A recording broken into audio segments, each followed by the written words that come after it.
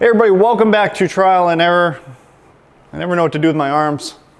Ricky Bobby. We're gonna take a look at this thing. This is nuts. Nothing like it on the market. Actually, this isn't even on the market yet, but it's coming out very soon. This is a 7-in-1 metalworking machine that includes literally everything you'd ever wanna do with metal, including AC and DC TIG and a plasma cutter with a built-in compressor inside the unit, all in one. Friggin' crazy. Let's take a look at it.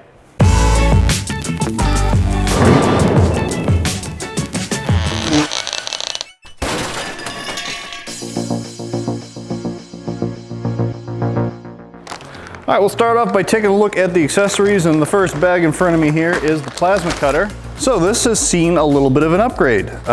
Feels like there's a swivel here that isn't on their other one. Same good quality handle, overmolded, very nice feel in the hand. From the normal little metal clip that tends to break off or bend and fall apart, this is the cutting guide that you see on higher end, more expensive machines. It still allows you great visibility to the tip. You can rotate this guy around as you need to get it the position you want it in. But this is a much more robust guide, and it's got the beveled edges, so as you're going along on even things, it just kind of rolls up and over it. Whereas the metal clip tends to get hung up, or the little flimsy metal clip, I should say, tends to get hung up. So really nice gun. In the bag of TIG old biddies, we've got our TIG torch with a nice adjustable gauge, indexed as well. And your button, your on-off button, clicked right into the handle. Now, I will say, I would have liked to see a foot pedal, and not just a foot pedal, but I really would have liked to see a Bluetooth enabled foot pedal option for this. At the moment, I don't think that's an option, but again, we're on pre-production here, so those things could change. It does not have a posable head. That would have been a nice thing to include. Being capable of AC TIG welding for aluminum, I would really would have expected to see a foot pedal control option. Now that's not to say that this doesn't have that capability, because again, we're on a beta model here, it's pre-production. They may have that as an included accessory down the road, or they may have that as an optional accessory you can add, because it looks like there's enough control inputs on the machine itself to accept a foot pedal control. And I guess you could technically just run one into that anyway. So yeah. I'd be surprised if that doesn't become an option down the road, but I would say for a true TIG machine, which this really is, the capability to do, you know, pretty much everything you'd ever want to do in TIG, movable, posable head, and a Bluetooth, ideally, foot pedal control would definitely be something I would want to see included with this. With that said, this still allows you to do everything. You just don't have that finite control with an on-off button that you do with the progressive pedal, and you do really want that when you're TIG welding. Accessory kit included, just about everything except the tungstens. And I guess that's a pretty normal thing that tungstens are not included, but you got 3 different size collets here. And gas shields in 3 different sizes as well. So everything you need to get rolling there. For the love of God and all things holy, we have a really nice ground clamp coming out of the box of any machine for that matter. Finally, a true professional ground clamp with a ridiculous amount of spring in there. And would you believe it? Copper cable. So about a 25-30 millimeter cable here. I don't know if it's marked. Yep, 25. But it's 25 in copper, which you don't see anymore ever. So really nice job. And it uses the bigger twist lock connectors, unlike the 200, which uses that smaller connector, which does the job. But I just feel like these bigger ones are so much more robust. All right, stick welding. Same thing, 25 millimeter cable on this, copper as well. Wow, copper connections here, great spring action, and again, the bigger of the twist lock connectors on this as well. So really nice lead there. And then we've got an air hose here, but I'll be honest with you, I don't know what this is for, because the compressor is theoretically built right into that machine. So we'll figure that out down the road. I wonder if you have to loop, I bet you have to loop it on the back, because you do have to hook up this regulator somehow. A little different flavor here of what is usually a pretty standard air-water separator and regulator. This guy, they built the gauge right into it, so it saves you a little assembly time there. That's nice. So, machine itself, very nice. It's got a satin finish on this one, which will probably hold up a lot better than the gloss finish that you see on most of the other equipment. Little label on the top can easily be overlooked, but one of the things it tells you about this machine, unlike most machines, this operates with a 100% duty cycle. So in terms of what I expect to see on the inside, generally, Yeswelders build a pretty robust machine and they're all in the 60+% range of duty cycle. This one can run full tilt, full amperage, all out, 100% of the time with no cool down times needed. That's pretty insane. Now, the truth be told is most people will never use a 100% or need to use a 100% duty cycle unless you're building a cruise ship and you're just going for miles of welding. It's not something you run into, but what that does tell you about how that machine is built and its ability means when you're working this thing at full tilt, even on a long weld, it literally couldn't care less. It's really just a good sign of a well-engineered machine that is going to last you, a lifetime. So on the back here, nice strain relief cord, heavy duty, 220 or 240 volt connector. This is a 240 volt machine only.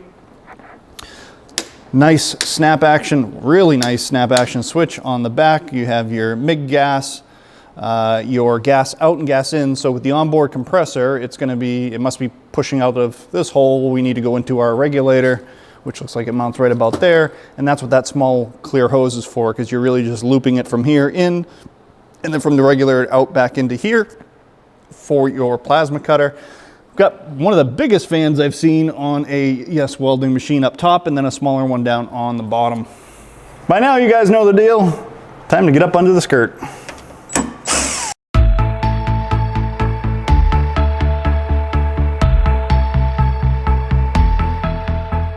So after about a 20-minute dig through this, it is just about as complex as you would expect it to be.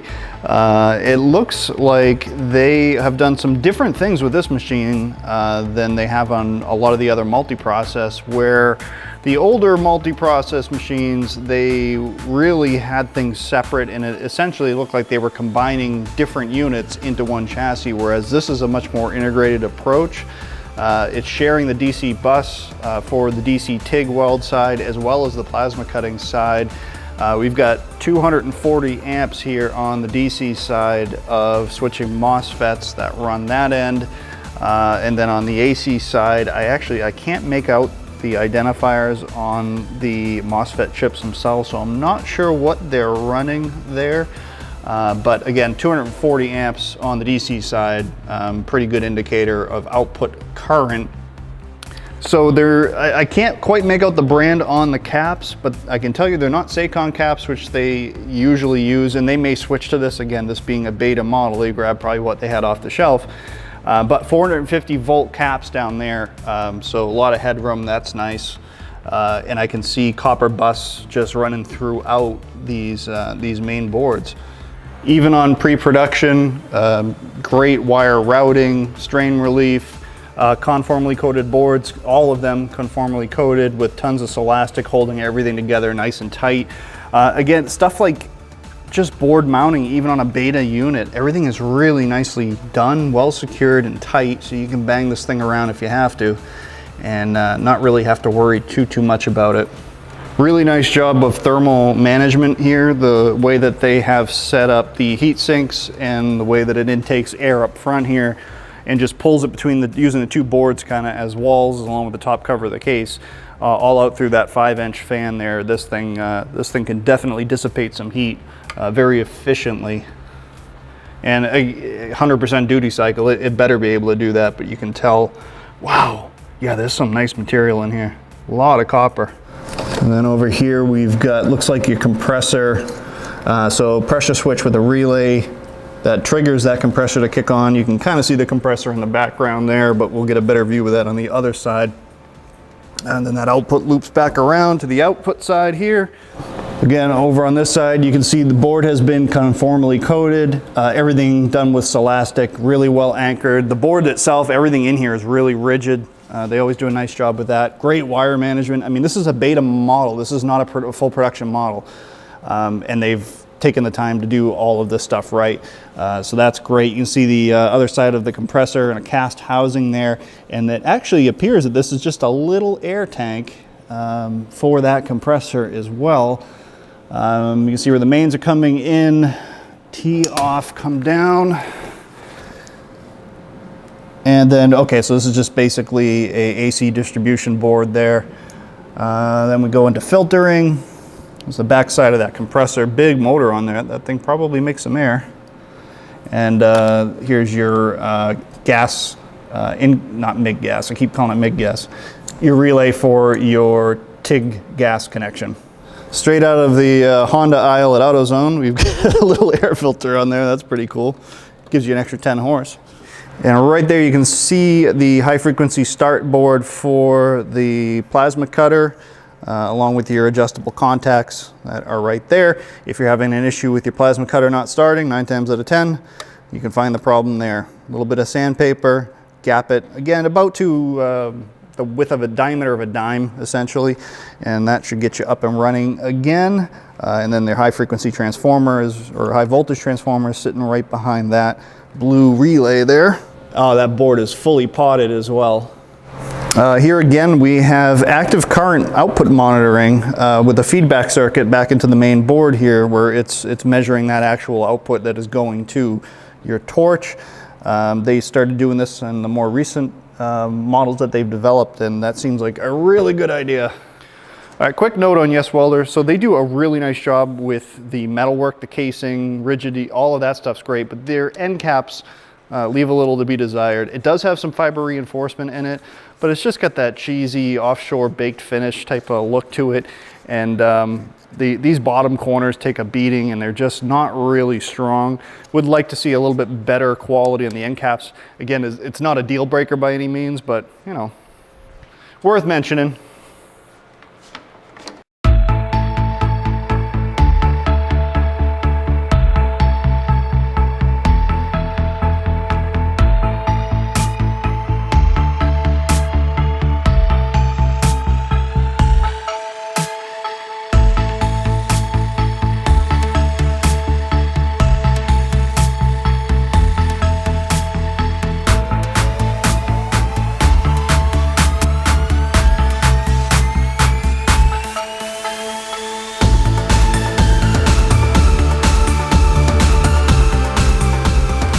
All right, so let's take a look at the interface and kind of give that an overview.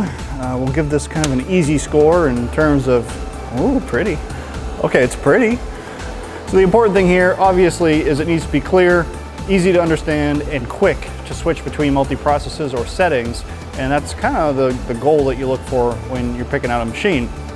And what I like to do with this is not turn it on until you guys see it with me. And if I can figure it out quickly, chances are you'll be able to figure it out pretty quickly as well. So we've got our input voltage that is showing on the right-hand screen here. We're on 240 volts, 239 right now. Weld mode, we can cycle through. A little red icon just moves from AC TIG, DC TIG, over to stick, cutting, and cut COM, which I'm guessing is cut with the compressor versus external air. So we'll start off back at the AC TIG side. Now we've got torch modes here in 2T, 4T, and foot pedal.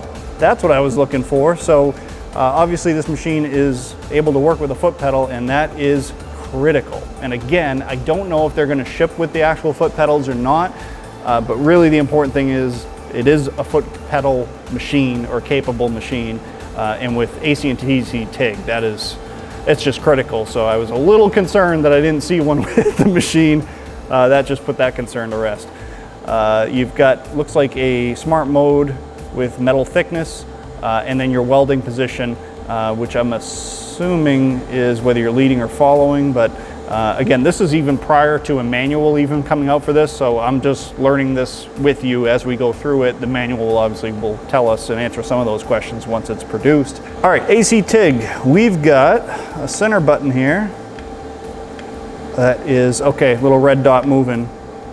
Balance hertz. Okay, so back at the beginning here, it's on pre-gas, so you can set your pre-gas time, so the gas flow in number of seconds, or in this case, tenths of seconds. Pre-gas we'll just do at 0.5, that's fine. Okay, starting, this is your starting current. We'll set that at 20. Your slopes, you can adjust the ramp of that slope up. And again, if you're on a foot pedal, that's not a necessary setting at all, but the slope is important when you're using the gun that's included in the push button that's on there.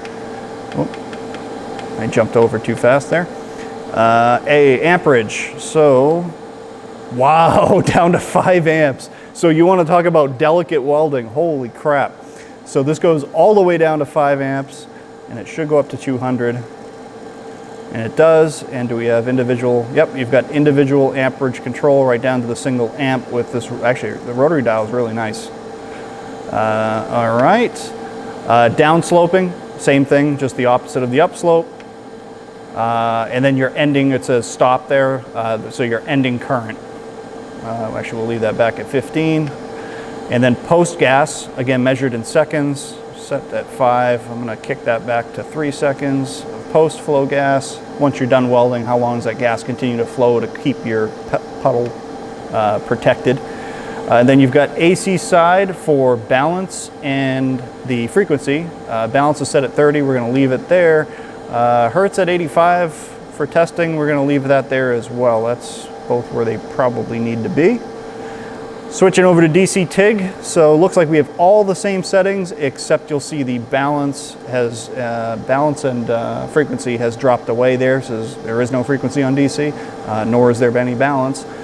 So right on amperage here, same thing, up to 200 amps and down to 5. That's a really, really nice low end.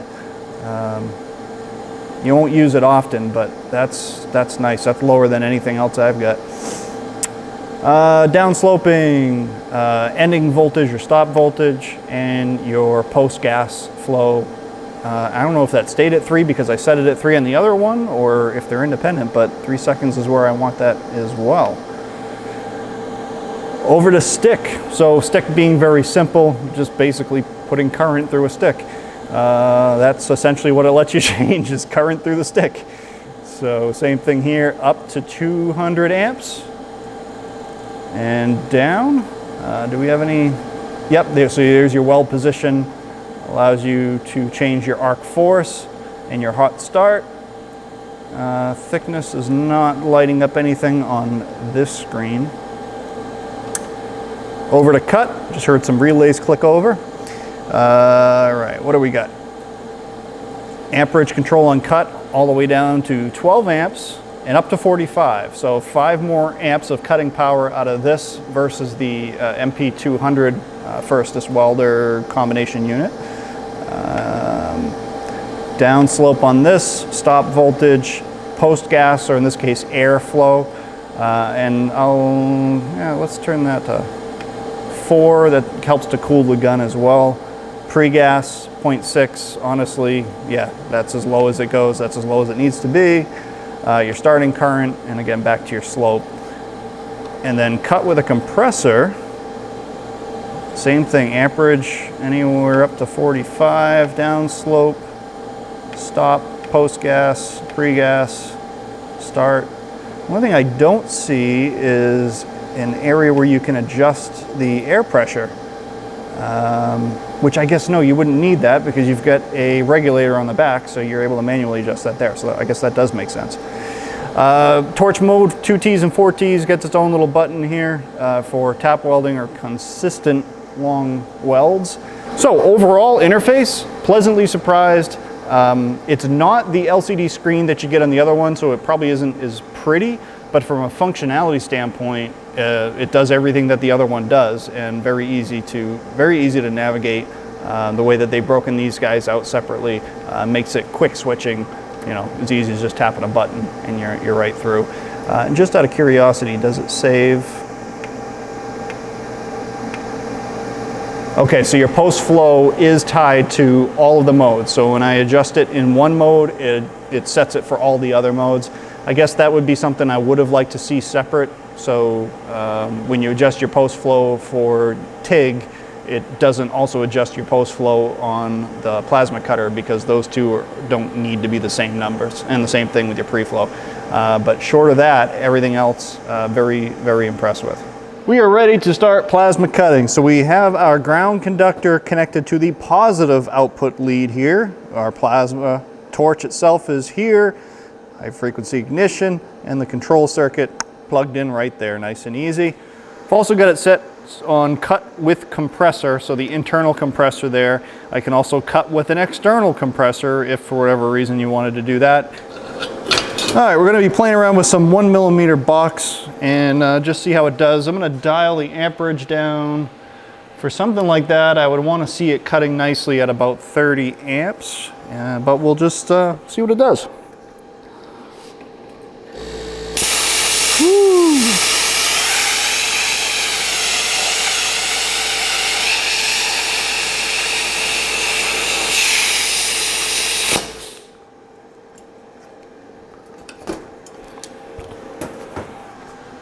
Oh, that cuts very nice.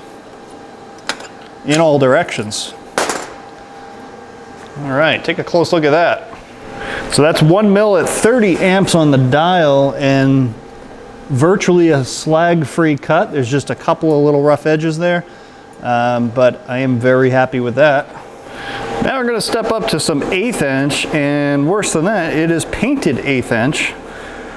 Which will be a nice test for that high voltage arc start, see if it can cut through the paint. And this is one of those things, like when you're using a torch, generally it's demo, or more often than not it's some sort of demo. And the stuff that you're cutting up is usually got some sort of a coating or paint on it. So one of the biggest advantages to plasma cutting with that high voltage arc is you just bite right into any material and get cutting. Saves you a ton of time and prep and grinding things down. But let's see how she does through this. And this is a powder coat that's on here. No problem.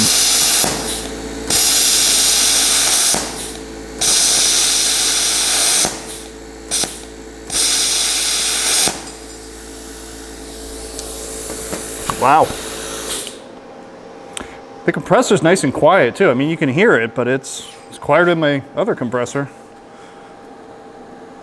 All right, so that was on just 30 amps, and by rights, I should have bumped that up a little bit, but it still did.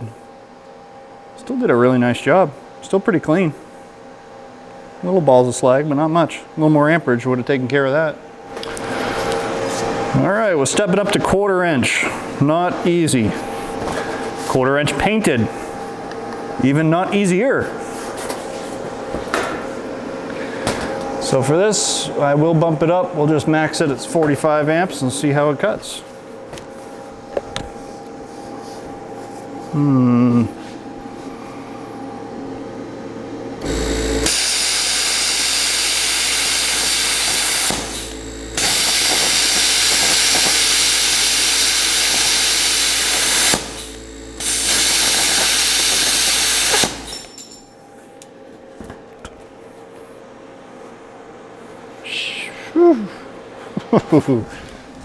I'll take it.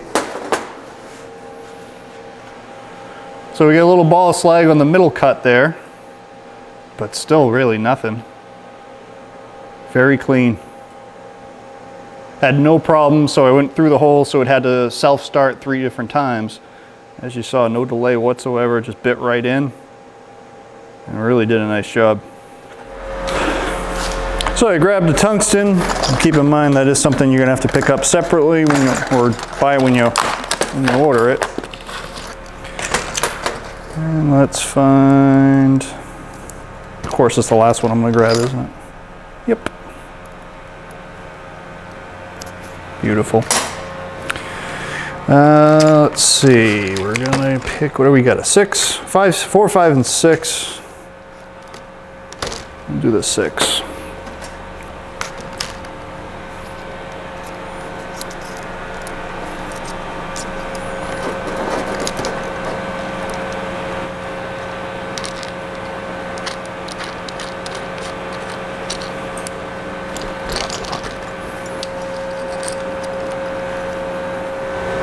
I like about 1/8 of an inch stick out for most things here. All right, we're all set on AC TIG. We're gonna do a little aluminum welding with it. That is definitely this thing's #1 party trick. Well, maybe the air compressor built-in's a pretty cool party trick too, but let's fire through our settings here. So pre-gas, half a second is fine. Start ramp at 15 amps, slope up over 1.5 seconds, which is fine. I'm not going for pretty here, we're just playing. Amperage set at 90, I'm gonna back that, yeah, let's go to 85 amps. Our slope down over a span of 2 seconds, which is fine. Ending voltage or ending amperage at 15. And then post gas flow at 2.5 seconds, which is fine. Balance, we're gonna keep at 30. That's generally where these machines like to be. And our frequency of 80 Hertz should be fine as well. And we can mess that, balance and frequency around, get a little more or a little less cleaning action as we're going. But that should do it for now. Gonna press and hold here just to show you this machine is capable of, and the little pulse light just showed up here. You can pulse weld both in on DC or on AC, so that's obviously a really important feature to have as well. I always feel like I'm missing something when I'm welding without a foot pedal, and that really is. That is something that if this final iteration does not come with, don't even mess around. Just order it because you're gonna want it. It makes a huge difference. Okay, so you know what? The head rotates, so that's good, but it does not bend. And again, that is another feature. Let me just show you. Almost just friggin' fell out of my chair. So like a CK torch like this has that posable head, and that really makes, I mean, when you're welding in weird places, that posable head makes a big difference. So would have liked to have seen that on this, but you know, you can't have everything. Well, you can, but you end up spending a fortune. So.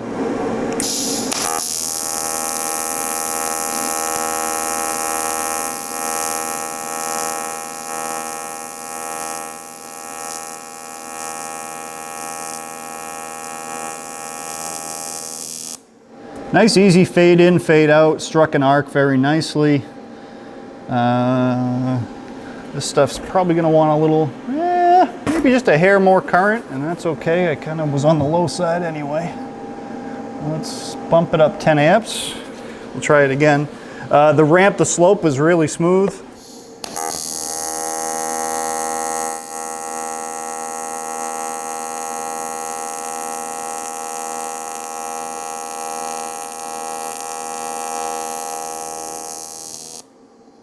Oh yeah, plenty of power there. Actually a little too much. Back that back down to 90. Now this dial, I honestly don't know what it does. So I'm just gonna hit the button and see what it does.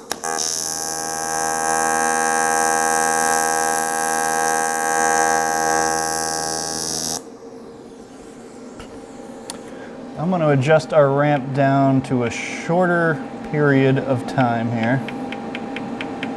I went by it twice. Let's kick that down to like 1.2 seconds. Also, not a lot of cleaning action on this, and part of that was me holding it at a bad angle. So we're gonna go into that, oh God, now I can't remember. Is it balance? Yeah, balance adjust cleaning action. So we're gonna turn the balance up to, let's try 45 here, and we'll give that a shot.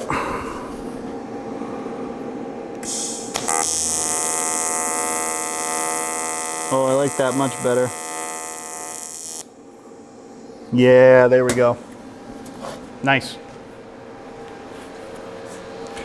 All right, so you can see the first attempt down the bottom here. Second attempt, crank the heat up. Obviously puddled out quite a bit there. Third attempt, trimmed the heat back down, but kept it on that lower balance, and it really needed a little better cleaning. So up on the top there is our final one. Nice liquidy puddle there, and pretty clean. So setting wise, you know, it definitely responds well to inputs. You can get it to do what you want it to do, and that's pretty important. So I played around with aluminum for about an hour or so, and I guess the bottom line here is the machine itself is fantastic, but the lack of a foot pedal control and the torch not having a opposable head certainly doesn't help and doesn't make it easy. With those two upgrades, you would be in business for sure. But now we'll flip it over to the DC side and let's do some steel welding. All right, so we're gonna start off on some super strut here, scrap.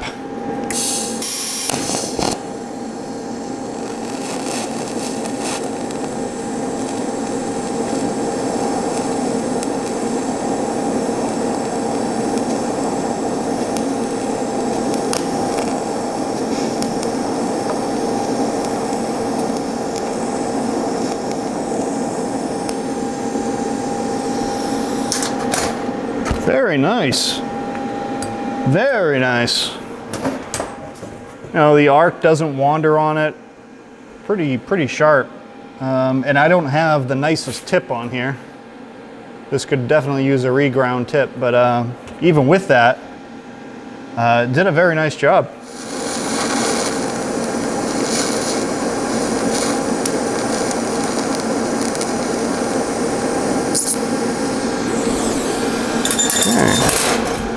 Couple of nice tacks.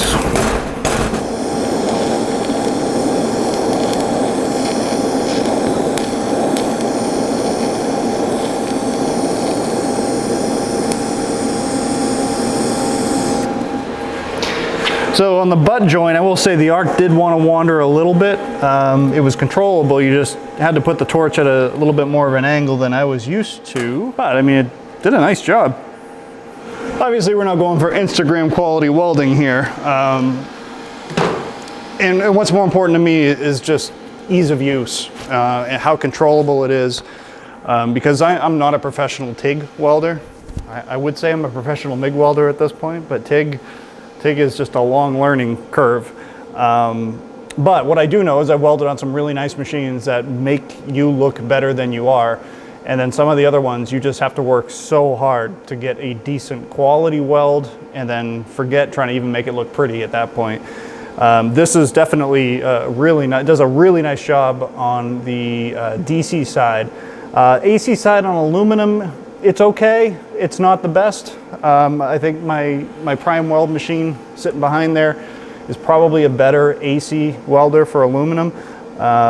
It will definitely get the job done. And part of what's handicapping me a bit on this is we are dealing with this. Without a foot pedal, it's all or nothing. It's on and off. So that certainly doesn't help. I think if I were to re-review this with a foot pedal control, the AC side would probably fare a little bit better than it did in this particular review. All right, so what's the verdict here? Well, first things first, I am a cheap person. If you're watching, you probably are too. 1,800 bucks is not a cheap machine. This is the most expensive piece of equipment that Yeswelder has made to date. And at 1,800 bucks, they're in with a lot of competition, both from other standalone machines similar to this, but also at 1,800 bucks, you start looking at two different machines that can do the things perhaps better in each area that this does all in one and still be at that 1,800 bucks or less. Now keep in mind, you also could save 10% by using my coupon code, which is trial and error at checkout. So that knocks 180 bucks off it and definitely brings it down. But at the end of the day, you're still spending 1,600 and change on this machine. So it is gotta fit exactly what you're looking for. And really, what is that? Well, AC TIG is number one. There is no cheap AC TIG machines out there. There really isn't. They're all relatively expensive. DC TIGs you can get reasonably inexpensively in the $300 to $350, $400 range usually. But when it comes to DC TIGs, when it comes to AC TIGs, you are darn near $1,000 on everything, whether it's like the prime weld. This is a very common one you see on YouTube channels all over the place. It's just a workhorse, it's great, and it's relatively inexpensive. I think it runs around 800 bucks or so. But it really is just a TIG machine only, it does nothing else. This has that plasma built in, and then on top of that, this has that compressor built in, and that is a fantastic feature, but is it worth 1,800 bucks? Only you can kind of decide on that one. If you don't need that compressor, you can get a nice AC/DC TIG machine and a nice separate plasma cutter, probably for a little bit less than this one retails for all in one. But you're not gonna get that built-in compressor. So it's like, I don't know. It's right on that fence there. But if you have that unique use case, maybe you're a mobile welder that does railing repairs and stuff like that where you need to use the plasma cutter to cut, don't have to drag a compressor with you, that's huge. but then you also have the AC and DC TIG, so you can work on aluminum handrails and steel. And you know, in that particular case, I don't think you're going to find a better machine, and definitely not for that money in that range.